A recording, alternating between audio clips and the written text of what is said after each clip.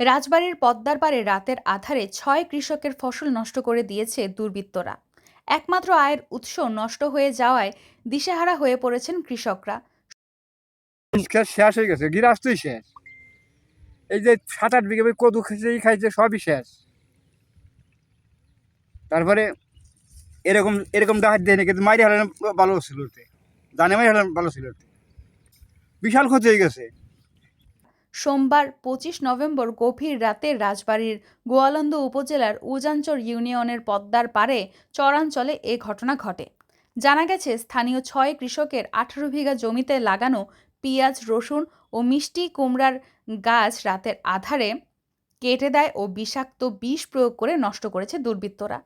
ঋণ করে ফসলি ক্ষেতের পরিচর্যা করে পরিবারের ভরণ পোষণ করার জন্য যে স্বপ্ন দেখেছিলেন তারা, তা এখন নিমেষেই শেষ হয়ে গেল।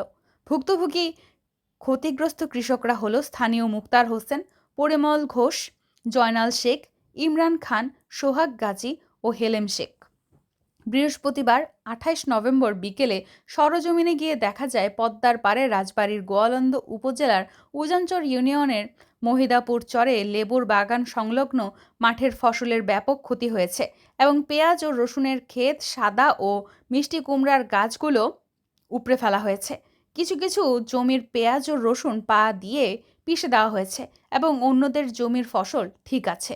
আর এ ঘটনায় গোয়ালন্দঘাট থানায় লিখিত অভিযোগ করেছেন ভুক্তভোগী কৃষক পরিমল ঘোষ। তবে এ ঘটনায় ভুক্তভোগী ৬ কৃষক ও স্থানীয় একাধিক কৃষক স্থানীয় বাচ্চু মণ্ডলকে তারা দোষী করে অভিযোগ করছেন। ক্ষতিগ্রস্ত কৃষকদের ধারণা, পূর্বশত্রুতার জের ধরে বাচ্চু মণ্ডল এই নেক্কারজনক কাজ করেছেন বলেও থানায় অভিযোগ দিয়েছেন ভুক্তভোগীরা। ভুক্তভোগী কৃষক মুক্তার হোসেন বলেন, আমরা ৬ জনে এখানে ১৮ বিঘা জমিতে পেঁয়াজ, রসুন ও মিষ্টি কুমড়ার আবাদ করেছিলাম। স্থানীয় এলাকার বাচ্চু মণ্ডল দীর্ঘদিন আমাকে জ্বালাতন করেছে।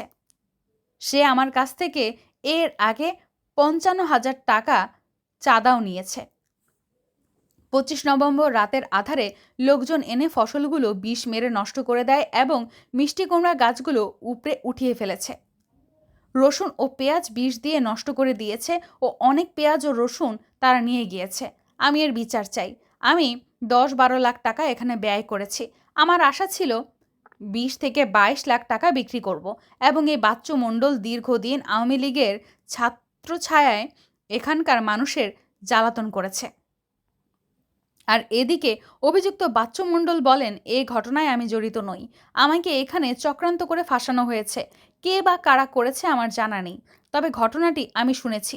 খুবই কষ্টজনক ব্যাপার। গোয়ালন্দঘাট থানার ভারপ্রাপ্ত কর্মকর্তা ওসি মোহাম্মদ রাকিবুল ইসলাম জানান, এই বিষয়ে লিখিত অভিযোগ পেয়েছি। পুলিশের তদন্ত চলছে। বিষয়টি খতিয়ে দেখা হচ্ছে। তদন্ত শেষে আমরা আইনগত ব্যবস্থা নেব। আমি মোহাম্মদ মুক্তার হোসেন, আমার বাড়ি চরদৌলত হামিদ মির্জারহাট, গোয়ালন্দ রাজবাড়ী। আমি এখানে মোটামুটি ৬ বিঘে পেঁয়াজ রোপণ করি, ১১ বিঘে মিষ্টি কুমড়া, ১ বিঘে রসুন আবাদ করি। একজন দুর্বৃত্ত দীর্ঘদিন ধরে আমাকে জ্বালাতন করতেছে। সে আমার কাছ থেকে অলরেডি ৫৫,০০০ টাকা চাঁদাও নিছে এই জমির পার থেকে। ৫০০ নামের লোক ২৫ তারিখ ২৪ তারিখে আমার এই জমিটাকে রাতের আধারে এসে লোকজন নিয়ে ফসলগুলো বিষ মেরে নষ্ট করে দেয়, কত গাছগুলো উঠায় ফেলায়, আর রসুনগুলো ওষুধ দিয়ে নষ্ট করে, অনেক পেঁয়াজ উঠাই নিয়ে গেছে। আমি সরকারের কাছে এর বিচার চাই, আমি প্রশাসনের কাছে এর বিচার চাই। আমি একটা মামলা করছি থানায়। আমি ওসি মহোদয়কে বলবো অতি দ্রুত যিনি আমার এই ফসল যারা ভাঙছে তাদের যিনি গ্রেপ্তার করা হয়।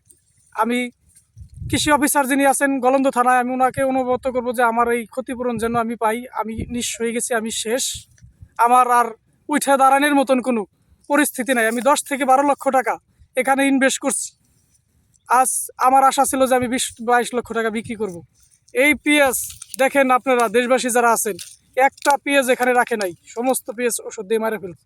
আমি চাই এর যিনি বিচার হয়। আমি অসহায় লোক, আমার কোনো লোক নাই।